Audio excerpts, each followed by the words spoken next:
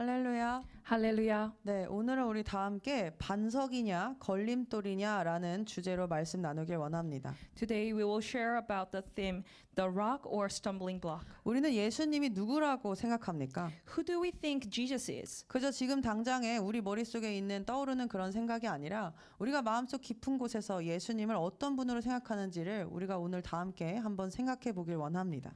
I want us to focus not merely on our thoughts, but on how we truly see Jesus deep within our hearts. 예수님은 우리에게 정말로 어떤 분이십니까? Truly, who is Jesus to us? 이것은 정말 중요한 질문입니다. This is a crucial question. 왜냐하면 이 질문에 대한 우리의 대답이 우리의 이 땅에서의 삶뿐만 아니라 죽음 이후에 영원한 삶의 모습에도 영생에도 영향을 미치게 되기 때문입니다. Because our answer not only impacts our lives here on earth, but also shapes the reality of our eternal lives after death. 오늘 본문인 마태복음 16장 13절에 예수님께서는 제자들에게 이와 동일한 질문을 하십니다. In Matthew 16:13, Jesus asked his disciples this very same question. 사람들이 나를 누구라고 하느냐? Who do people say the Son of Man is? 예수님의 이 질문에 제자들은 더러는 세례 요한, 더러는 엘리야, 어떤 이는 예레미야나 선지자 중에 하나라 합니다라고 대답했습니다. In response, the disciples said, some say John the Baptist, some Elijah, and the other Jeremiah and one of the prophets. 제자들은 사람들의 일반적인 반응을 이야기한 것입니다. The disciples were recounting the general opinions of the people. 사람들은 예수님을 악하고 완고한 왕에게 거침없이 하나님의 말씀을 선포하는 선지자와 같다고 생각했습니다. People saw Jesus as someone like the prophets, boldly delivering God's messages to wicked or the stubborn leaders. 그러나 예수님은 단순히 하나님의 대언자가 아니시지 않습니까? 그분은 하나님께서 육신을 입고 이 땅에 오신 메시아이십니다. But Jesus is far more than a mere prophet. He is the Messiah, God incarnate, who came into this world. 예수님은 그저 하나님의 말씀을 당시 악한 지도자들에게 전하고 선포하는 그런 존재가 아니라 그 모든 지도자들을 대체할 진정한 왕이셨습니다. Jesus is not just a messenger who conveys God's word to the corrupt leaders of the time, but he is the true and ultimate king who replaces all those leaders. 그래서 예수님은 다시 제자들에게 물으셨습니다. 그러면 너희는 나를 누구라고 말하느냐? So Jesus asked his disciples again, but who do you say that I am? 그때 순간 정적이 흐르다가 사도 베드로가 주는 그리스도 곧 살아계신 하나님의 아들이십니다 라고 대답합니다. After a moment of silence, Peter boldly answered, "You are the Messiah, the Son of the living God." 그런데 베드로의 이 고백은 당시 시대상과 이 고백을 한 장소, 그 위치를 생각해 보았을 때 굉장히 위험을 무릅쓴 고백이었습니다. This confession from Peter was incredibly bold and dangerous, considering the context of the time and the place where it was made. 오늘 본문의 바로 직전에 보시면 예수님께서 제자들을 데리고 빌립보 가이사랴라는 곳으로 가셨다고 합니다. 즉 오늘 본문이 일어난 장소는 빌립보 가이사랴라는 장소입니다. The setting of today's passage is Caesarea Philippi. Jesus led his disciples to this city. 이 지역은 로마 황제가 헤롯 왕에게 하사한 땅으로 헤롯 왕이 로마 황제에게 잘 보이려고 황제의 이름인 가이사랴와 자신의 이름인 빌립보를 붙여서 만든 지역명입니다.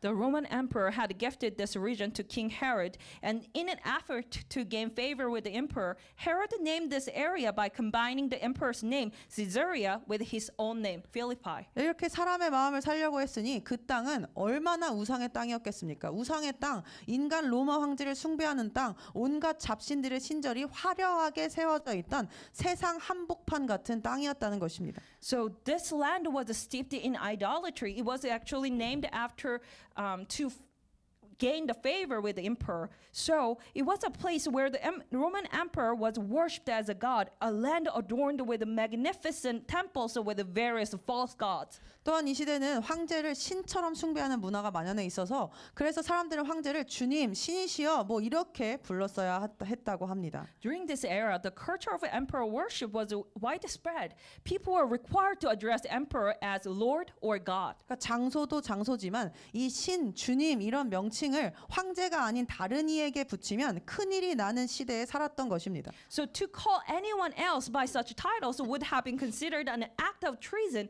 and rebellion against Rome. 그런데 그 정말 어려운 시대상 가운데서 세상 사람들이 보기에는 갈릴리 목수의 아들이신 예수님께 하나님의 아들이시다, 살아계신 예수 그리스도시라고 베드로가 말했다는 것입니다. It was in this challenging cultural and political context that Peter made his extraordinary confession. In the eyes of the world, Jesus was merely the son of the carpenter from Galilee. Yet Peter declared, "You are the Christ, the Son of the living God." 이것은 엄청난 고백이었습니다. This was an astonishing and dangerous proclamation. 그냥 쉽게 내뱉을 수 있는 말이 아니라 당신은 주변을 막 이렇게 살피고 눈치를 보면서도 할까 말까 한 그런 엄청난 고백이었다는 것입니다. It wasn't something that could be said casually. In those days, such a declaration would have been made with a quick glance around, cautiously gauging the reaction of others, and even then, it would have taken extraordinary courage. 그래서 예수님께서는 그 고백이 베드로가 스스로 할 수 있는 고백이 아니었다고 말씀하시면서 뭐라고 하셨습니까? 하늘에 계신 아버지께서 너로 하여금 알게 하신 것이다, 계시하신 것이다 라며 그를 아주 크게 칭찬하셨습니다. That is why Jesus said that Peter's confession was not something he could have made on his own, but that it was revealed to him by the Father in heaven, and Jesus praised Peter greatly for it. 이 장면은 오늘날 돈이 우상이 되며 세상의 가치가 모든 삶의 기준이 되는 만몬신이 지배한 이 세상 한복판에 사는 우리에게도 동일한 중요한 질문을 던집니다. This moment challenges us today as well. As we live in a world where money often becomes an idol and the values of the world dictate much of how our life is lived. 우리는 이 우상 숭배가 팽배한 이 세상의 한복판에서 예수님을 누구라고 생각합니까? Who do we say Jesus is in the midst of this world full of idolatry? 우리는 때로 세상의 가치와 권위에 눌려서 권세에 눌려서 예수님께서 하나님의 아들이시며 우리의 왕 주인이시라는 사실을 잊어버릴 때가 있습니다. 그리고 예수님의 말씀을 따라 사는 것 또한 주저할 때가 있습니다. Sometimes we are overwhelmed by worldly values and authority, forgetting that Jesus is the Son of God, our King and our Lord. There are times we hesitate to live according to His words. 왕이시라면 내 삶의 모든 결정권을 주님이 갖고 계셔야 하는데 주님의 뜻이 아니라 말씀대로 사는 것이 아니라 내 생각과 감정, 나의 뜻대로 행할 때가 많기 때문입니다. If Jesus is truly our King, then He should have the authority over our everyday decision in our lives. Yet often we choose to follow our own thoughts, feelings, and desires instead of seeking His will and living according to His word. 우리 모두가 잘 알지만 예수님께서 나의 왕이시라는 고백 위에 우리가 살아간다는 것은 내가 좋아하고 내가 편안하고 내가 원하는 것 등을 모두 일단 내려놓고 왕이신 예수님께 물으며 예수님의 말씀과 응답에 따라 결정을 내려야 한다는 것을 뜻하지 않습니까? Living under the confession that Jesus is our King means first laying down what we like or want, our preferences and what comforts us, and asking our God, our King Jesus, and then making decisions in alignment with His word. 삶의 선택과 내용들이 예수 그리스도의 선택과 예수 그리스도가 되어야만 하는 것입니다. The choices and content in our lives should be in accordance with Jesus' choice and who He is. 그리고 우리가 이렇게 해야 하는 이유는 그럴 때만, 오직 이렇게 할 때만이 예수님의 능력이 우리의 삶과 우리의 주변과 그리고 무엇보다 우리의 교회에 나타나게 되기 때문입니다.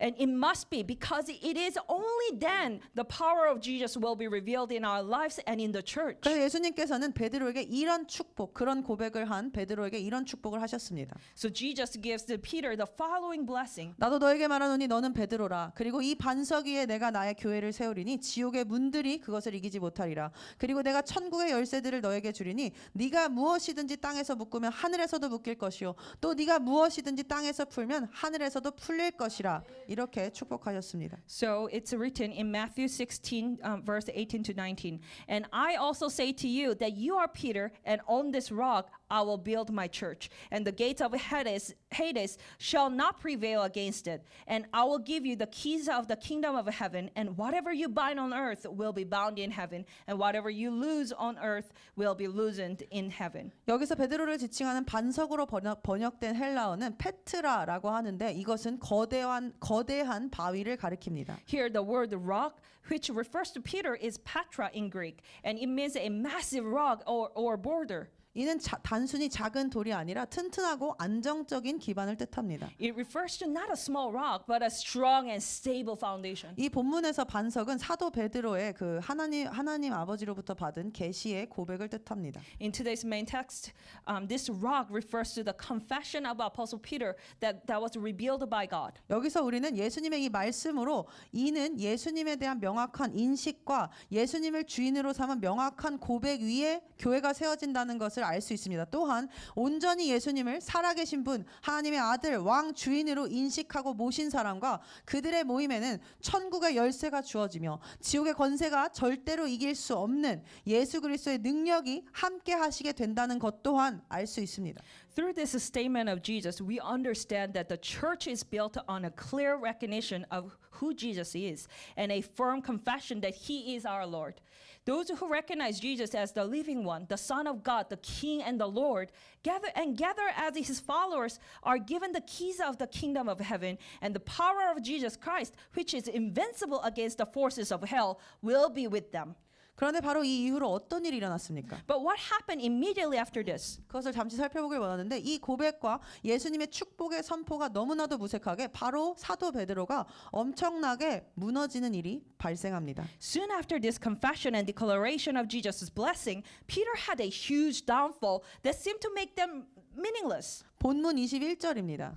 It's today's text. It's verse 21. 예수님께서 오늘 베드로의 그 고백을 받으시고 이제 이런 말씀을 처음으로 하십니다. 하늘의 권세가 임한 교회가 세워질 것을 축복하셨습니다. 그 이후에 이런 말씀을 처음으로 하시는데 이제 나는 예루살렘으로 올라갈 거다. 거기에 가면 장로들과 대제사장들이 나를 체포해서 나를 죽일 것이고 내가 그렇지만 3일 후에 다시 살아나리라. 이런 말씀을 처음으로 제자들에게 하십니다. After Jesus received Peter's confession and declared the blessing of the church being established by heavenly authority, he told his disciples the following the first time. That he must go to Jerusalem and suffer many things at the hand of the elders and chief priests and the teachers of the law, and that he must be killed on the third day and be raised to life. 그런데 방금 전에 주는 그리스도시고 살아계신 하나님이라는 하나님 아버지께서 계시하신 고백을 해서 엄청나게 칭찬을 들었던 이 사도 베드로가 갑자기 예수님의 이 말씀을 듣더니 갑자기 강하게 언성을 높이며 예수님을 꾸짖습니다. Upon hearing this, Peter, who had made the incredible confession, "You are the Christ and Son of the living God," and had received great praise just a moment ago, now suddenly raises his voice strongly and rebuked Jesus. 주여, 그럴 수 없나이다. 이런 일이 결코 주께 있어서는 아니되옵니다. 라고 얘기하는 것입니다. He says, "Never, Lord," he said. "This shall never happen to you." 이 대사만 보면 굉장히 베드로가 예수님을 생각하는 것 같습니다. 이런 제자가 없지 않습니까? At first glance, Peter's statement sounds like he's deeply and sincerely caring about Jesus, doesn't it? 그런데 여기 22절 말리다라는 단어를 헬라어로 보면 에피티마오라는 단어인데 이 단어는 그냥 충성심을 갖고 아니 되옵니다 전하 뭐 이런 충신이 하는 말이 아닙니다. However, the word rebuke in verse 22 is translated from the Greek word epitimao, and the word epitimao doesn't refer to an act of royal disapproval or saying, "No, this can't happen." 이 단어의 뜻은 꾸짖고 책망하고 비난했다는 뜻입니다. 그래서 영어 성경에는 뭐라고 되어 있냐면 rebuke이라고 되어 있습니다. But rather it means to admonish, to reprimand, and to criticize sharply. This is why many English translations use the word rebuke. 이 단어는 사실 예수님께서 귀신들을 쫓아내실 때 바리새인들을 꾸짖으실 때 쓰신 단어와 같은 단어입니다. This word is also used when Jesus rebukes demons and Pharisees. 그러니까 베드로가 지금 무엇을 한 것입니까? 예수님을 혼내고 꾸짖었다는 것입니다. So what did Peter do? It means Peter actually scolded and rebuked Jesus here. 그런데 만약 베드로가 안 된다고 말한 대로 십자가와 부활의 사건이 일어나지 않았다면 어떻게 되었겠습니까? 지금 그가 예수님을 꾸짖고 책망할 일입니까? But what would have happened if, as Peter suggested, the events of the cross and resurrection had not taken place? 만약 예수 그리스도의 십자가의 죽음만을 통하여 이루어질 수 있었던 죄사함의 은혜가 있을 수 없게 됐으면 물론이거니와 부활을 통해 그분께서 죽음과 사탄의 권세를 꺾으시고 우리를 구원하실 수도 없으셨을 것입니다. 만약에 베드로 말대로 됐다면 말입니다. The grace of forgiveness of sins, which could only be accomplished through the death of Jesus Christ on the cross, would not have been possible. Moreover, Jesus would not have been able to break the power of death and Satan to save us through his resurrection if everything went as Peter suggested. 만약 베드로의 말대로 되었다면 우리는 여전히 죄의 권세 아래 신음하다가 다른 수 없이 심판을 받아 지옥에 가야 되는 그런 운명이 되고 말았을 것이라는 것입니다. If things had gone according to Peter's words, we would still be groaning under the power of sin with no choice but to face judgment and end up in hell. 이것은 하나님 아버지의 뜻이 분명히 아니셨습니다. And this was clearly not the will of God the Father. 따라서 우리는 베드로가 예수님을 붙들고 항변한 이 행동이 이 땅에 오신 주님의 목적을 철저하게 방해하고 있었음을 알 수 있습니다. Therefore, we can see that Peter's act of holding on to Jesus and protesting was a complete hindrance to the purpose of the Lord who came to this earth. 그렇다면 우리는 여기서 그는 도대체 왜 갑자기 예수님은 나의 왕이십니다. 예수님은 살아계신 그리스도이십니다. 라고 고백해놓고 갑자기 이렇게 하나님의 나라에 방해되는 말과 행동을 한 것입니까? So why, after confessing you are the Christ, the Son of the living God, why did Peter suddenly speak and act in ways that were contrary to God's kingdom? 그의 마음속 깊숙한 곳에 정리되지 않은 욕심과 자아 때문이었습니다. It was because of his unresolved desires and self-centeredness deep within his heart. 베드로의 말을 다시 한번 살펴봅시다. 그가 모든 결정을 스스로 내리고 있는 것을 볼 수 있습니다. 된다, 안 된다, 이러시면 됩니다, 안 됩니다 라는 것을 스스로 결정했습니다. If we look at Peter's words again, we can see that he was making all the decisions by himself. He was deciding what was acceptable and what was not acceptable. 즉 사실 베드로의 주인은 누구였습니까? 예수님이 아니라 자기 자신이었던 것입니다. In other words, Peter's true master was not Jesus, but in fact it was himself. 그러니까 자기 자신이 주인인 마음속에 숨어있던 자아의 다른 동기와 욕심이 푹 튀어나올 수밖에 없었다는 것입니다. And deep within his heart, where he considered himself the master, other hidden motivation and desires of his ego suddenly came to the surface. 사실은 그가 고백했던 신앙 고백, 예수 그리스도를 죽음까지 따르겠다던 그의 고백이 예수님을 주인으로 둔 충성심이나 마음에서 우러나온 것이 아니라 사실은 자신의 자아의 욕심에서 아직 처리되지 못한 그 부분에서 비롯된 것임이 드러난 것입니다. In truth, his confession of faith, his statement that he would follow Jesus even to death, was not born out of loyalty or a heart that made Jesus the Lord,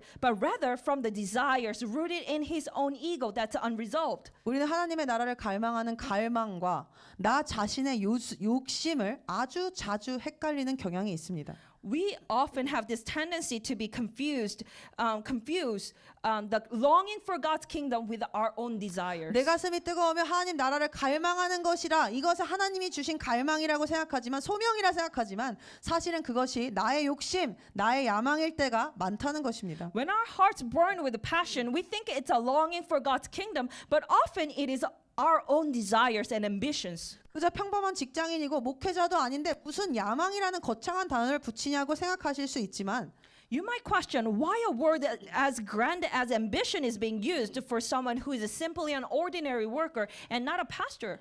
야망이라는 것은 무슨 세계를 다 뒤흔들고 무언가가 되고 싶은 그런 것이 아니라 오늘 나의 인생의 이 시점, 이 장소, 이 시간에서 나를 드러내고 싶은 것 자체가 야망이고 주님의 뜻이 아니라 나의 뜻대로 하고 싶은 것, 그런 것들, 그 작은 불씨 같은 자아가 바로 야망이며 욕심인 것 같습니다. But ambition doesn't have to be something that shakes the world. It can simply be the desire to make myself known at a certain point in a certain place and at a certain time in life. It's a desire to find my will rather than God's will. And that small spark of ego is what we often mistake for ambition. 하나님을 향한 갈망과 그래서 이 욕심은 그 성향상 아주 비슷한 모습을 하고 있기 때문에 감쪽같이 잘 섞입니다. 그래서 우리는 자주 헷갈립니다.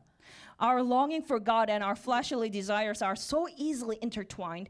That's why we get confused. 하나님을 향한 갈망도 우리의 가슴을 뜨겁게 합니다. 그러나 자아의 욕심도 우리의 가슴을 뜨겁게 합니다. A longing for God stirs our hearts, but so do our fleshly desires. 하나님을 향한 갈망도 우리에게 달려갈 힘을 주지만 욕심도 자아도 우리에게 동기부여를 합니다. A longing for God gives us the strength to run forward towards Him, but our fleshly desires, our ego also motivates us. 하나님을 향한 갈망도 우리가 그것을 위해 내 삶을 전부 드릴 수 있다고 말하게 할 수 있지만 나의 자아의 욕심 또한 내 모든 것을 던져넣게 할 수 있습니다. Our longing for God leads us to dedicate our lives to Him, but can desires also push us to act in ways that elevate ourselves? 그래서 욕심이라는 것은 대단한 것이 아니라 내가 원하는 것을 위해서 내가 드러나고 높아지고자 하는 것에서 내 뜻을 이루고자 하는 것에서 시작된다는 것입니다. So ambition isn't something grand. It starts with the desire to elevate myself, to be seen and lifted up for the things I want. 그래서 우리는 이 하나님으로부터 오는 갈망과 하나님이 주신 소명과 우리의 욕심과 야망을 잘 구별해야 하고 분별해야 합니다. So we really have to clearly distinguish whether the longing within us is truly from Jesus Christ or from our own desire, ambition. 그런데 우리 안의 중심이 정말 예수 그리스도께 받은 갈망이냐 아니면 나의 욕심이냐를 정확하게 분별해 주는 것이 있는데 그게 뭐냐면 바로 십자가입니다. And there is something that can clearly distinguish whether the longing within us is truly from Jesus Christ or if it is just our own desire, and that is the cross. 오늘 베드로의 중심 역시 예수님께서 십자가를 지셔야 할 것을 말씀하시자 십자가 앞에서 드러나지 않았습니까? As today, Peter's true center of heart was revealed before the cross when Jesus mentioned about him needing to take up the cross. 그래서 우리는 날마다 우리를 십자가 앞에 세워봐야 할 줄로 믿습니다. I believe we have to put ourselves in front of the cross every day. 왜냐하면 십자가 앞에서 이것이 나의 자아의 욕망인지 하나님이 주신 갈망인지가 구별되기 때문입니다. Because before the cross, whether the one that we have is our own desire or whether it's a longing from Jesus Christ is distinguished. 그러면 십자가는 왜 우리의 이런 자아와 하나님으로부터 오는 것을 분별할 수 있게 하는 것입니까? 그것은 바로 내가 부인되지 않고서는 절대로 질 수 없는 것이 십자가이기 때문이며 나의 욕망과 나의 계획과 나의 뜻이 꺾이는 자리가 바로 십자가이기 때문입니다. Why does the cross help us distinguish whether it's coming from the longing from Jesus Christ or our own desires or ambition? Because the cross is something that cannot be carried without self-denial. The cross is where my desire, my plan, my will are broken. 우리는 우리의 십자가 앞에서 우리 안의 중심이 진정으로 무엇이었는지 동기가 진정으로 무엇이었는지를 확인할 수 있습니다. That's why before the cross we can examine the true center of our hearts. 우리가 십자가를 질 때 하나님을 향한 갈망과 욕심은 분리될 것입니다. 그리고 자아의 욕심은 힘을 잃게 됩니다. When we carry the cross, the longing for God and our desires are separated, and the ego's desire loses their power. 우리가 십자가를 선택할 때 우리 속에 예수 그리스도만 남게 되실 것입니다. When we choose cross, only Jesus Christ remains in us. 예수님은 우리에게 분명히 말씀하셨습니다. 학력에 상관없이 출신에 상관없이 남녀노소 빈부귀천과 상관없이 누구든지 예수님을 따를 수 있다고 말씀하셨습니다. Jesus clearly told us that regardless of our education, background, gender, age, wealth, or status, anyone can follow him. 예수님을 따르는 것에 어떤 갖추어야 될 세상적 자격은 아무것도 없다. 어떤 자격은 없다라는 것입니다. So in other words, there are no qualification required to follow Jesus in worldly manner. 그러나 예수님을 따를 때 단 한 가지 조건은 붙었습니다.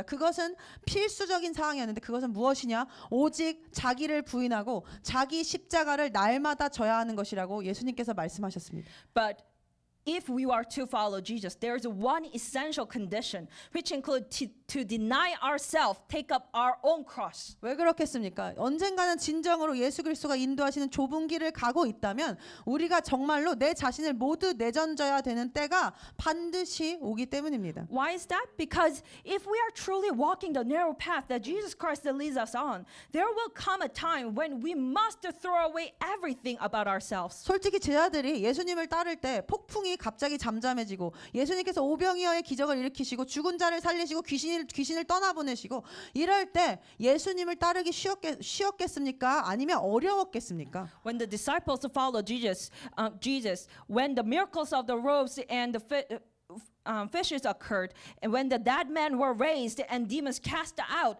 would it have been easier to follow Jesus or harder? 기적이 일어나고 배가 부를 때 예수님 따르는 것이 어려웠겠습니까? 쉬웠겠습니까? Do you think it would have been easier or harder to follow Jesus when they were witnessing the miracles happening? 당연히 쉬웠을 것입니다. Of course, it's easy. 그런데 겟세마네 동산에서 주님이 잡혀가실 때 그때는 왜 다 도망갔겠습니까? 왜 아무도 따르지 못했냐는 것입니다. But when Jesus was arrested in the Garden of Gethsemane, why did all disciples all run away? Why could no one follow him? 그것은 그때는 정말로 죽는 길이었기 때문입니다. Because at that time, it was truly the path of death. 이렇게 자아가 시퍼렇게 살아있는 한은, 자아가 우리 속에 조금이든 많든 얼마든지 있는 한은 절대로 자아는 죽는 자리에는 가지 않습니다. As long as the ego is alive, as long as the ego is within us, we will never go to the place of death. 오늘 말씀의 베드로를 봅시다. Let's look at Peter in today's text. 베드로는 겉으로는 볼 때 가장 열정적이고 충성적인 제자입니다. Outwardly, 충성스러운 제자입니다. Peter was the most passionate and royal disciple. 그리고 솔직하게 실제로 그가 예수님께 보여드렸던 행동이나 고백들은 적어도 그가 하고 그 말을 하고 있는 그 순간만큼은 진심이었을 가능성이 높습니다. And indeed, the actions and confessions he showed to Jesus were most likely to be sincere, at least in the moment he spoke them. 그런데 그런 귀한 고백을 했을지라도, 예수님을 열심으로 따랐을지라도 그의 모든 제자로서의 삶의 순간에 그의 충성과 갈망 안에 얼마든지 자아의 욕심이 섞여 있었을 수 있다는 것입니다. But despite Peter's precious confession, we see that in every moment of his life as a disciple, his loyalty and longing could easily be mixed with the desires of his ego. 사실은 베드로뿐만은 아닙니다. 다른 제자들 역시 예수님을 향한 그 갈망과 충성에서만큼은 진심이었습니다. In fact, it wasn't just Peter. Other disciples also had a genuine longing and loyalty towards Jesus. 그런데 문제는 그들 속에 아직 자아의 다른 동기가 존재했었다는 것입니다. But the problem was that within them, there still existed other motivations from their egos. 그들에게는 예수님께서 예루살렘에 가셔서 로마 정권을 뒤흔드시고 정치적으로 왕이 되시면 한 자리씩 차지하고 싶은 마음이 있었습니다. They had the desire to claim positions for themselves. So when Jesus goes to Jerusalem, overturns the Roman regime and becomes a king. 그래서 요한과 야고보의 어머니가 예수님께 와서 뭐라고 했습니까? 예수님 왕이 되시면 오른쪽 왼쪽 오른팔 왼팔을 나의 아들들에게 주십시오라고 청탁도 했었습니다. So the mother of James and John came to Jesus asking that her sons be given the positions of the right and left hands of Jesus when he becomes king. 그랬더니 성경은 그랬더니 다른 제자들이 저 아주머니 와서 무슨 소리 하시는 거야? 라면서 막 분개를 했다고 말해놉니다. The Bible says the other disciples were furious, saying, "What is this lady talking about?" 청탁한 사람이나 분개한 사람이나 그 동기가 모두 자신의 욕심 때문이었기 때문입니다. Both the ones who made the request and those who were furious were motivated by their own selfish desires. 그러니까 그들 모두의 마음 안에 100% 순결한 마음이 아니라 하나님이 주신 갈망과 그들의 자아의 욕심이 뒤섞여 있었다는 것입니다. Therefore, none of them had a completely 100% pure heart. Instead, there was a mixture of the longing God gave them and their own selfish ambitions. 그래서 베드로는 아니되옵니다 주님, 그런 일이 결코 있어서는 안 됩니다 라며 예수님을 혼낸 것입니다. That's why Peter rebuked Jesus, saying, "Never, that can never happen." 그래서 예수님은 오늘 그 베드로의 마음을 간파하시고 그 잘못된 중심을 간파하시고 오히려 이렇게 말씀하셨습니다. Jesus saw through Peter's heart and rebuked him, saying, 사탄아 내 뒤로 물러가라. 너는 나를 넘어지게 하는 자로다. "Get behind me, Satan. You are a stumbling block to me." 반석이신 예수님을 나타냈던 페트라 베드로가 이제는 무엇이 된 것입니까?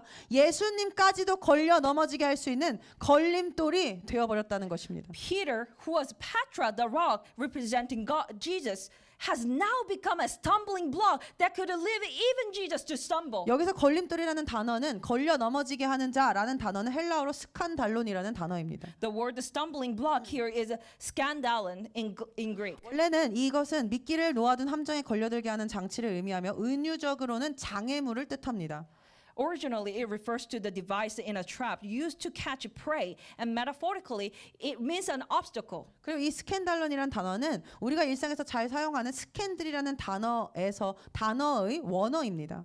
We get the word scandal from this Greek term. 즉 이 스캔들을 생각해 보면 함정 같은 것으로 다른 사람을 위험에 빠뜨리기 위한 의도적인 잘못이나 의도적인 잘못된 루머나 연문 같은 것을 퍼뜨리는 그런 부정적인 뜻을 가진 단어가 아닙니까? If we think about it, scandal is a word with negative connotations referring to a harmful, often intentional rumor or wrong action that misleads others, putting them in danger. 즉 예수님께 베드로의 이 발언은 하나님의 뜻을 이루어지지 못하게 하는 의도적 함정과 같은 스캔 스캔들과 같은 사탄의 유혹이자 걸림돌이었다는 것입니다. In this case, Peter's statement to Jesus was like an intentional trap that hindered God's will, like a temptation from Satan. 그래서 예수님께서는 사탄아 내 뒤로 물러가라 라고 말씀하실 수밖에 없으셨습니다. That's why Jesus had to say, "Get behind me, Satan."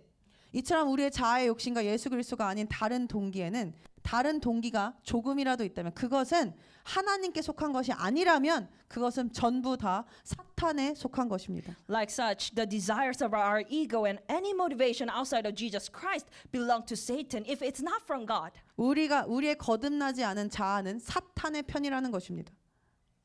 Our desires that is not born again, it belongs to Satan. 자아의 욕심은 예수님의 말씀대로 결국은 우리를 속여 넘어지게 합니다. 그것은 우리가 온전히 주님을 따라가지 못하게 합니다. And the desires of the ego, as Jesus said, ultimately deceive us and cause us to stumble. They prevent us from following the Lord. 그리고 나만 넘어지는 것이 아니라 결국은 내 주변에도 교회에도 부정적인 영향을 줄 수 있습니다. And it's not just that I stumble, but eventually it can have a negative impact on the church as well. 우리도 모르는 사이에 우리의 마음에 하나님을 향한 갈망과 나의 육의 욕심이 섞여 있다가 아니면 어디 숨어 있다가 이 십자가를 만나서 그 나의 실체를 직면하는 순간 욕심이 튀어나오면서 하나님의 일은 순식간에 사람의 일로 변하고 맙니다.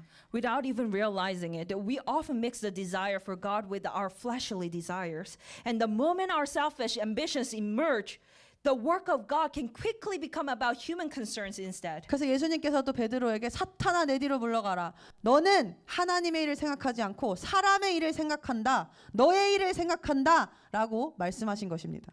That's why Jesus told Peter, "Get behind me, Satan." And he told him that Peter was focusing on his own desire instead of God's purpose. 안타깝게도 이런 베드로의 모습에서 우리의 모습도 찾아볼 수 있습니다. Unfortunately, we can see ourselves in the same way as Peter. 예수님을 살아계신 주님이라 또 하나님의 아들이신 왕이시다라고 고백하면서도 정작 중요한 우리의 실제 삶에서는 자기 부인과 자기 십자가를 외면함으로써 주님의 길을 방해할 때가 얼마나 많은지 모릅니다. We confess Jesus as the living Lord and the King, the Son of God, yet in our daily lives, we often ignore self-denial and cross, thereby hindering His will. 주님의 뜻보다 자기 고집을 부리면서 제멋대로 행동하고 교만한 바리새인들처럼 사람들 앞에서 주님의 영광보다 자기 자신을 돋보이려고 애를 씁니다. 그리고 자꾸 이게 맞나? 이게 진짜 주님의 뜻인가? 라고 생각한다는 것입니다. We act on our own stubbornness, focusing on ourselves rather than God's purpose, seeking to exalt ourselves before others, just like the proud Pharisees. And we question, oh, this is right, that is right. 그런 모습을 보시면서 주님이 우리에게 뭐라고 말씀하신다는 것입니까? What would Jesus say if He looked at us in those moments? 사탄아 내 뒤로 물러가라 라고 하신다는 것입니다. Would He not say, "Get behind me, Satan"? 그래서 예수님께서는 베드로를 꾸짖으신 후 나머지 주님을 따르는 모든 제자들을 바라보시며 이 시대에 우리가 이렇게 사탄아 뒤로 물러가라라는 소리를 듣지 않기 위해서 우리의 중심이 예수님께 드려지기 위해서 온전히 드려지기 위해서 주님의 제자된 우리에게 평생 새겨야 될 말씀을 해주십니다. So after rebuking Peter, Jesus turned to all His disciples following Him and spoke the words that must be held dear for a lifetime. And the same applies to us, His disciples in today's world. 24절입니다. It's verse 24. 누구든지 나를 따라오려거든 날마다 자기를 부인하고 자기 십자가를 지고 나를 따를 것이라. If anyone desires to come after me, let him deny himself and take up his cross and follow me. 십자가를 지지 않으면 나를 부인하지 않으면 결국 자아의 덫이 그 발목을 붙들고 우리가 결국은 주님을 따를 수가 없게 되기 때문입니다. If we do not take up the cross, if we do not deny ourselves, the trap of our ego will eventually seize our ankles, preventing us from following the Lord. 사랑하는 지체 여러분, 우리라고 해서 죄송하지만 어쨌든 우리는 날마다 십자가를 지지 않으면 금세 사람의 일을 생각하는 경향이 있습니다. Dear body of Christ, if we don't bear the cross every day, we quickly fall into the tendency to focus on earthly matters. 어떻게 하면 높아질까? 어떻게 하면 인정받을까? 어떻게 하면 성취할까? 이런 사람의 생각이 항상 하나님의 생각과 섞여 있다가 아니면 숨어 있다가 갑자기 십자가를 지어야 될 상황이 나타나면 툭 튀어나와서 우리의 발목을 덥석 잡고 늘 붙들고 늘어지지 않습니까? How can I become exalted? How can I be recognized? How can I achieve success? These human thoughts are always mixed up with God's thoughts. And then when a situation arises where we need to take up the cross, they suddenly pop up and seize our ankles, holding on tightly, don't they? 그러나 우리가 다시 십자가를 선택할 때 우리의 자아는 힘을 잃고 비로소 우리가 주님을 온전히 따르게 될 수 있을 줄로 믿습니다. 그래서 우리는 십자가를 선택해야 합니다. However, when we choose the cross once again, our ego loses its power, and I believe that only then will we be able to fully follow the Lord. Let's hold on to the cross. 다시 십자가를 선택하는 우리 모두가 되길 기도합니다. I pray that we all choose the cross again. 그런데 십자가를 진다는 것이 우리가 갑자기 어느 날 선교지에 모든 것을 버리고 간다고 해서 갑자기 오지로 들어가서 난민들을 돕는다고 해서 십자가를 지는 것이 아닙니다. 나 갑자기 노숙자들 홈레스들을 막 발을 씻겨준다고 십자가를 지는 것이 아니라는 것입니다. Taking up the cross is not about suddenly leaving everything behind to go to a mission field or suddenly giving up everything and going to a refugee camp to help the displaced. That is not what it means to take up the cross. Suddenly going and washing the feet of homeless people does not mean taking up the cross. 그런 게 아니라 하나님께서 나를 오늘 두신 그 자리에서 나에게 시키신 그 자리에서 날마다 나를 부인하고 십자가를 지는 것 어디에 있든지 주님의 향기와 편지가 될 수 있도록 나 자신을 부인하는 것 그것이 십자가를 선택하는 것인 줄로 믿습니다. The life of denying self, taking up the cross daily in the place where God has placed us today.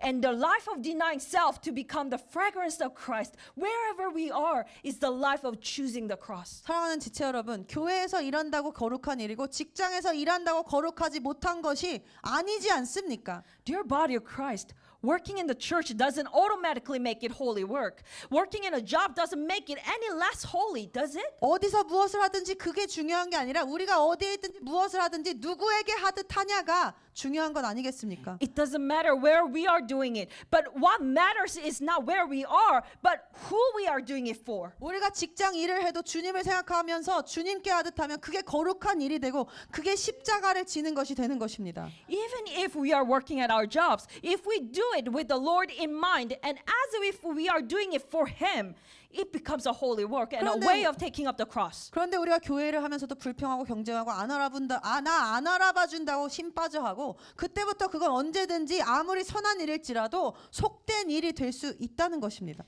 However, if we serve in the church with a complaint, competitiveness, discouragement because we are not being acknowledged, then no matter how good that work is, that work itself can easily become worldly. 십자가는 대단한 일을 하는 것이 아닙니다. 주님의 일은 뭔가 거창한 사역 뭐 그런 것이 아니라는 것입니다. The cross is not about doing something grand or extraordinary. It's not about engaging in a great ministry. 십자가는 오늘 우리에게 주어진 삶 속에 우리에게 맡겨주신 일 가운데 지는 것임을 믿습니다. I believe that the cross is to be carried in the life we are given today, in the work entrusted to us. 우리가 그 모든 일 가운데 우리에게 맡겨진 모든 상황과 환경 가운데 주님의 뜻을 헤아리고 나의 동기가 무엇인지 분별해보고 항상 주님을 선택할 때 처음에는 십자가를 우리가 지지만 나중에는 십자가가 우리를 지고 갈 것입니다.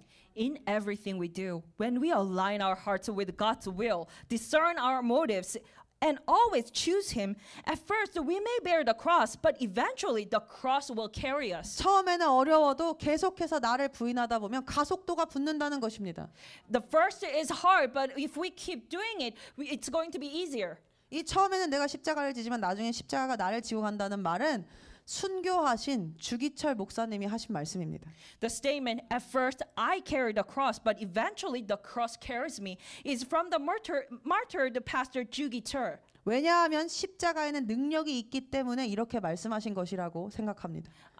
I believe that he said so because cross has power. 처음엔 십자가를 선택하면 내가 죽을 것 같이 힘들 수 있지만 사실은 십자가에서 죽어야 영원한 생명을 누리며 진정한 자유를 누리게 되기 때문입니다. While it may feel like we are headed toward death when we choose the cross, but in reality, it is through dying to ourselves that we find true life, true freedom. 누가 부활의 영광을 누립니까? 십자가에서 기꺼이 죽는 자가 부활의 영광을 누립니다. 그래서 사도 바울도 나는 날마다 죽노라라고 고백한 것이 아니겠습니까? Who experiences the glory of resurrection? It is those who willingly die with Christ on the cross.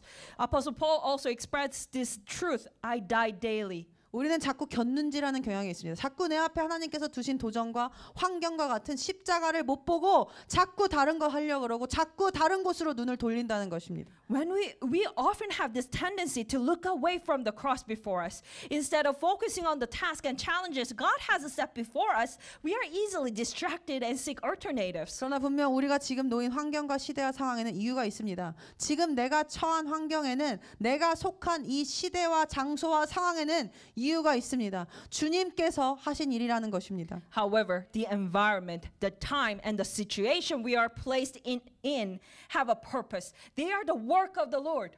그래서 우리는 주님보다 앞서서 가면 안 되고 주님께서 아직 이끌지도 않으시는데 내 힘으로 무언가를 바꾸려 해서는 안 됩니다.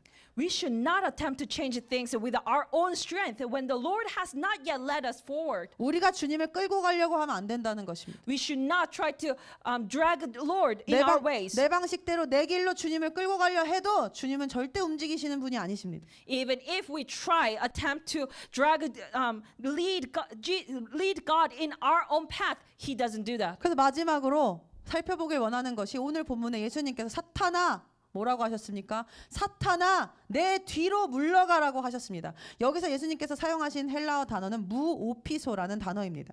Lastly, in today's passage, Jesus said, "Get behind me, Satan." And in this passage, "Get behind me," he used the Greek word opisomo. 그런데 이 표현은 또 역으로 예수님께서 제자들을 택하시고 부르셨을 때 사용하신 단어와 같습니다. And this expression is the same word that Jesus used when he chose and called out his disciples. 마태복음 4장 19절 같은 데서 나를 따라오라 내가 너희를 사람 낚는 어부가 되게 하겠다라고 하셨을 때 그 따라오라와 같은 단어라는 것입니다. Here when Jesus said to Peter and his brother Andrew who were fishing by the Sea of Galilee, "Follow after me and I will make you fishers of men." This after me here is the muopiso. 네, 그것이 무오피소라는 것입니다. 이 문장을 직역으로 바꾸면 그럼 어떻게 되냐면 나의 뒤로 오라라고 됩니다. If we translate this sentence literally, it would be "Get behind me." 그러니까 사탄아 물러가라, 사탄아 내 뒤로 가라라고 하셨던 것은 이 사탄 같은 자야. 그런 말을 하려면 내 앞에서 당장 사라져 버려라라는 뜻이 아니라 사탄처럼 생각하지 말고 넌 내 뒤에서 따라오라라고 말씀하신다는 것입니다. So when Jesus said, "Get behind me, Satan," does not mean that you are like Satan, leave me at once if you are going to say such a thing. But it rather means, don't think like Satan, but follow me from behind.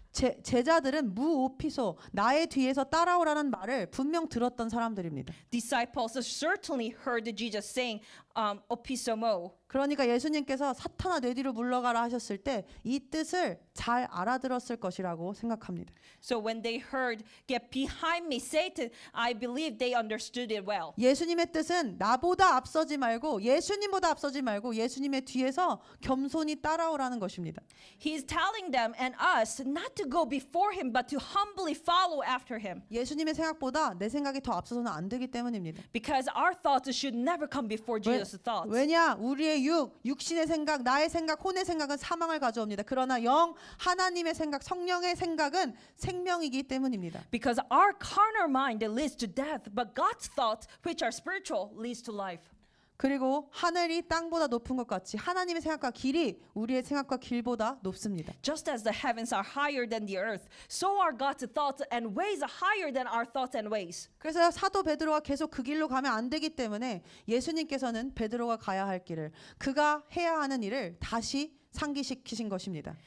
Because Peter should not have gone the way that he was on. Jesus reminded the apostle Peter of the path that he must walk on and the work he must do. 그리고 오늘 우리에게 다시 한번 상기시키고 계십니다. And he's also reminding us today. 네가 지금 나보다 더 앞서 있다. 네 생각과 네 계획과 너의 욕심이 나의 생각과 나의 뜻보다 나의 갈망보다 더 앞서 있다. 그러니 너는 나의 뒤에서 너의 생각과 계획과 너의 욕심과 너의 자아를 다 내려놓고 나를 따라야 한다. 뒤에서 나를 따르라고 말씀하고 계십니다. He's telling us, you are now going ahead of me.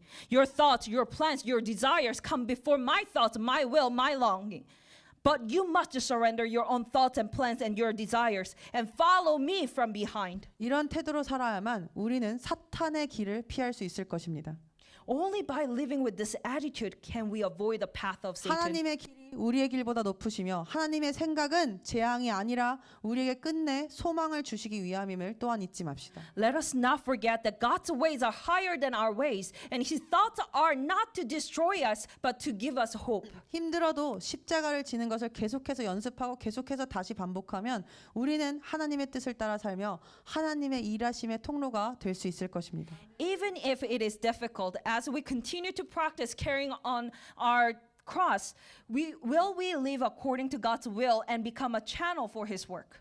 그런데 현대의 복음은 그 십자가의 무게를 지워버렸습니다. However, modern gospel has removed this weight of cross. 그러니까 우리의 주변을 무엇이든지 보고 들을 때 조심해야 할 것입니다. That's why we have to be careful when we are seeing things or when we are hearing things. 하나님의 은혜가 다 하실 것이다라고 말하며 십자가를 지는 것과 자아의 연단 받는 것이 어리석은 일이고 너무 힘든 일이라 그만두라 이렇게 말하기 때문입니다. Saying that God's grace would handle everything, people stopped the practice of carrying the cross and undergoing the refining of the self. 그리고 적당히 믿으라 이런 말로 하나님을 옆에 세워두고 하나님을 사람 친구 중 하나로 생각합니다. And they say, do it medium. Don't be doing too much. Don't overdo it. And they consider God beside us and think of God as just one of our human friends. 그리고 하나님을 무슨 나를 위해 모든 것을 희생해도 괜찮은 당연한 희생적인 부모님쯤으로 생각합니다. And we think of Him, God, as a sacrificial parent, someone who could naturally sacrifice everything for us. 그러나 기억합시다. But let us remember, 예수님께서는 이미 우리 때문에 십자가를 지셨고 엄청난 고통 가운데 피와 물을 흘리시며 죽으셨습니다. Jesus already took up the cross for our sake and already shed His blood and water and died. 이미 하나님께서는 모든 대가 지불을 이미 끝내셨다는 것입니다. God already paid the cost, already have done it. 우리를 위해서 더 희생하실 것이 없다는 얘기입니다. He has nothing more to sacrifice. He has already done it. 그러니까 제자의 삶을 사는 것은 피곤한 일이구나, 예수님 따라가는 거 힘들구나 이런 생각 든다면 그것은 하나님이 주신 생각이 아닌 것입니다. So if we think that being a disciple is tiring, it's too hard, that is not a thought given by God. 하나님은 우리가 살기를 원하십니다. God wants us to be living. 그래서 예수 그리스도도 우리에게 외아들도 내어주신 것 아닙니까? That's why He gave us His only Son. 그리고 오늘 본문은 분명히 말합니다. 십자가를 지고 죽는 일이 역설적으로 영생을 얻는 길이라고 말입니다. Today's main text that clearly says that carrying our own cross is paradoxically the way to gain eternal life. 반대로 십자가를 지지 않으면 죽음의 길뿐입니다. On the other hand, if we do not take up the cross, it leads only to the path of death. 그리고 27절은 이어서 이렇게 말합니다. And the verse 27 says the following. 인자가 아버지의 영광으로 그 천사들과 함께 오시리니 그때에 각 사람이 행한 대로 갚으리라. For the Son of Man will come in the glory of His Father with His angels, and then He will reward each according to his works. 지금 우리의 삶의 내용에 따라 예수님께서 갚아주실 것이라는 것입니다. Jesus is going to reward us according to our life. 우리는 무엇을 기다리고 있습니까? What are we awaiting for? 십자가를 진 자는 십자가 후에 비교가 되지 않는 영광이 자신을 기다리고 있다는 것을 압니다. People who took up the cross or taking up the cross daily, they know that after the cross, an incomparable glory awaits 그 사도 for that 바울도 person. 현재의 고난이 우리에게 나타나게 될 영광에 감히 비교되지 못한다고 말했습니다. 십자가를 견디는 자에게 주어질 영광을 믿는 사람이라면, 이 말씀을 믿는 사람이라면 나를 부인할 수밖에 없고 십자가를 질 수밖에 없다는 것입니다. Apostle Paul said, "For I consider that the sufferings of this present time are not worthy to be compared with the glory which shall be revealed in us. So those who believe in the glory that will be given to those who endure the cross will deny themselves and take up the cross. 그래서 우리는 매일매일 십자가 앞에서 우리의 욕심과 우리의 야망과 우리의 잘못된 자아의 소욕과 하나님이 주신 갈망과 하나님이 주신 소명을 구별하는 것을 살아내야 할 것입니다. So before the cross, we have to live a life distinguishing our own desire, our own ambition, and our own greed from God, longing from God, His will. 왜냐하면 전부가 드려져야지만이 우리가 생명을 얻을 수 있기 때문입니다. Because only when our everything is given to God, offered to God, and we will gain the eternal life. 우리가 다 함께 며칠 전에 한 선교사님의 짧은 영상을 봤습니다.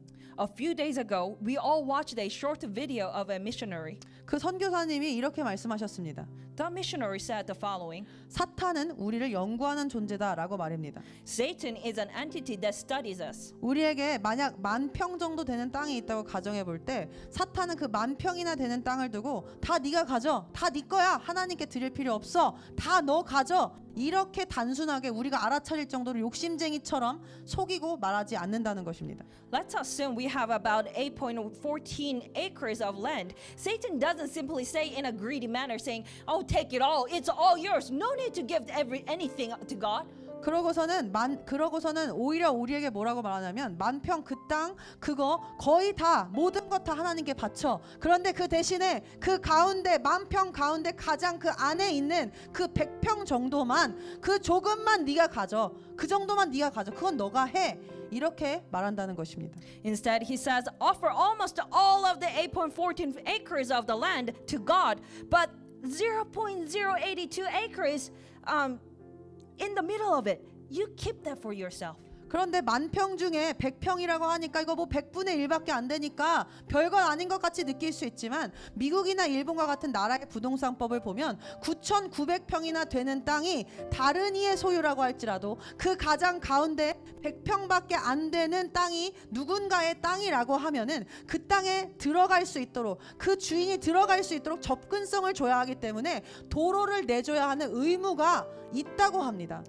If you have 8.14 acres of the land and if you have just 0.082 acres out of 8.14 acres, it may seem insignificant because it's just a 1%. But according to real estate laws in countries like the United States or Japan, even if that the rest of the area or the land belongs to someone else, if that 0.82 acres is in the very center of the land that is yours, then the law requires the access to the land to be provided. This means that the road must be created to allow you to reach it. 그리고 바로 이것이 사탄의 방법이라는 것입니다. And this is exactly the method of Satan. 우리가 하나님께 다 드리지 못하고 그 조금을 남겨놓으면 조금의 욕심이 있으면 우리의 전부를 하나님께 다 드리지 않으면 사탄이 합법적으로 우리를 공격할 권리 그 땅으로 들어가기 위해서 다른 하나님께 드린 모든 땅을 범하고 침해할 권리가 생긴다는 것입니다. If there is a part of ego, we have not fully surrendered to God.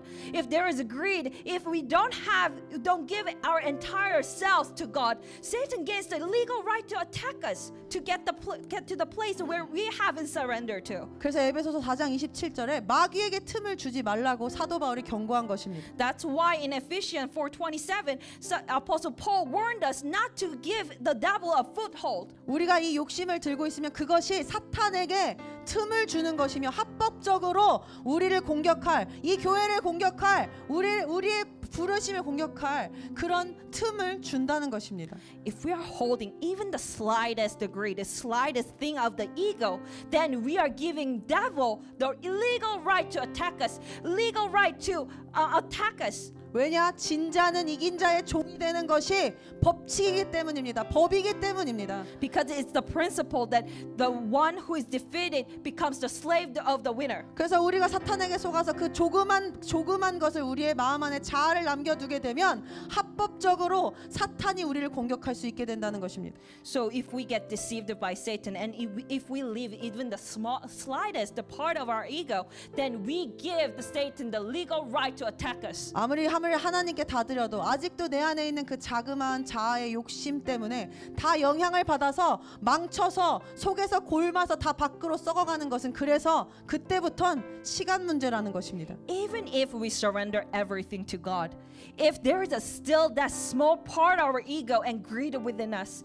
it will ruin everything. Over time, it will faster, eventually corrupt everything from the inside out. It's just a matter of time. 사탄은 지금 이 순간에도 먹이를 찾아 으르렁거리는 사자와 같이 호시탐탐 우리를 노리고 있습니다. 그 선교사님 말씀처럼 우리에 대해 누구보다 잘 알며 하나님보다 모르겠지만 누구보다 잘 알며 우리를 공부하고 있습니다. Satan is like a roaring lion seeking whom he may devour, always watching for an opportunity to attack us. Just like the missionary said, he knows us very, very well. He probably knows us the best, except for God. 그러니 속지 맙시다. So let us not be deceived. 그들에게 우리를 공격해서 하나님께 드렸던 모든 9,900평의 그런 땅까지도 다 망치게 할 합법적 권한을 절대로 주지 말자는 것입니다. We must never give him the legal right to destroy everything we have surrendered to God. 그러니 다 드려야 합니다. That's why we have to give all to God. 그리고 이렇게 한 명이 넘어지면 우리가 예수 그리스도의 몸인데 모두가 연결되어 있는 그리스도의 몸도 그 교회도 당연히 부정적인 영향을 받고 넘어지게 될 수 있는 것 아니겠습니까? And when one person falls, we as the body of Christ are all connected.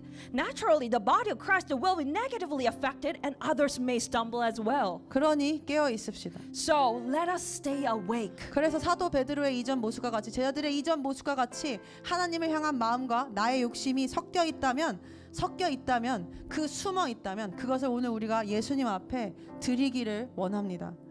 If in our hearts we have our desires mixed with our longing for God, I want us to lay it down before God. 하나님께 다 드려도 그 하나 남겨놓은 것 때문에 그 전체가 다 부정하게 될 수 있다는 것을 잊지 맙시다. Let us not forget, even if we give all to God, the one thing that we hold back will cause the entire whole to become unclean. 그리고 오늘 사도 베드로가 하나님 아버지께서 주신 계시를 네가 받았다며 지옥의 권세가 이기지 못하고 무엇이든지 구하는 대로 이루어지는 권세를 가진 교회에 반석으로 인정받고 칭찬받았던 베드로가 그 잠깐 사이에 삽시간에 사탄으로 불리며 걸림돌이 되었다는 것을 잊지 맙시다.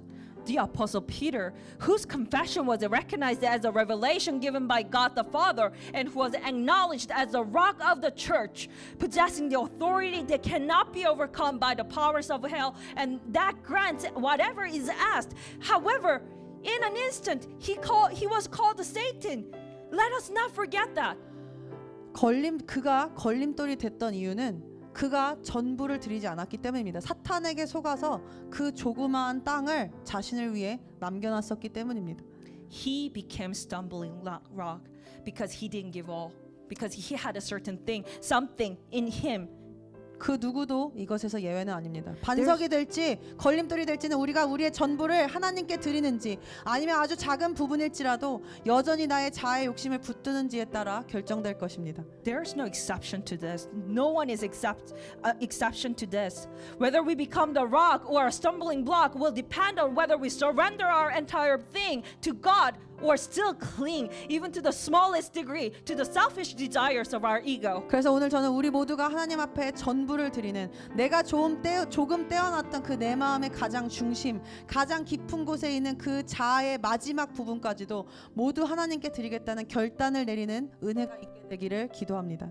Therefore, today I pray that we all receive we all receive the grace to make the decision to surrender everything to God, including the most inner and hidden parts of our hearts that we might have kept aside. 그리고 또한 하나님께서 두신 자리에 하나님께서 이끄시는 인도하심으로 만족하지 못하고 계속해서 곁눈질하고 하나님 말씀에 순종 안 하고 타협하고 흥정하는 그런 자세가 있다면 오늘 그것을 우리 모두가 내려놓는 은혜 있기를 기도합니다. If we have an attitude within us that is not satisfied with the place God has put us in and the guidance God leads us with, and if we are constantly looking elsewhere, compromising and bargaining, I pray that today we all receive the grace to lay them down. 나의 전부가 예수 그리스도가 될 때까지 소멸하는 불이신 성령께서 나의 자아를 모두 소멸하실 수 있도록 기도합시다. Let us pray that Holy Spirit, who is the consuming fire, will completely burn away our ego until Jesus Christ becomes our everything. 그리고 그럴 때 비로소 우리는 걸림돌이 아닌 교회의 반석이 되어 하나님께서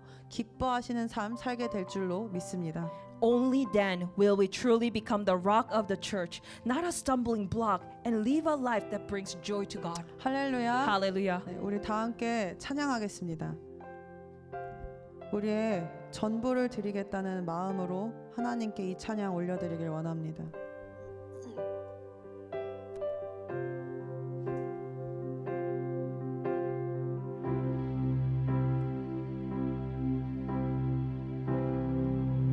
Into your hand I commit again with all I am for you, Lord.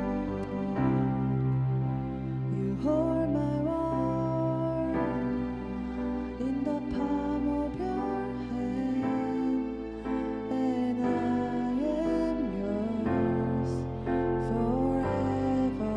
Into your hand, into your hands I commit again with all I am for you, Lord. You hold my world in the palm of your hands, and I am yours forever.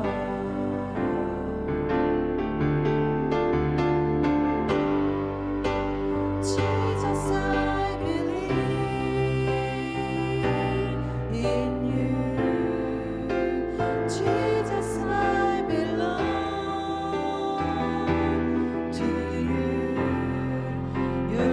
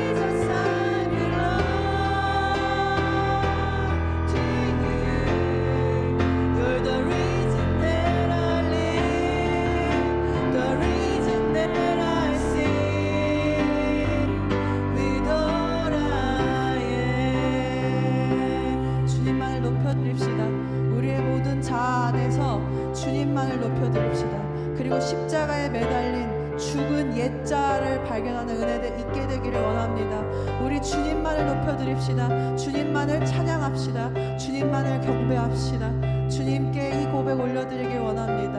I will worship you, Jesus.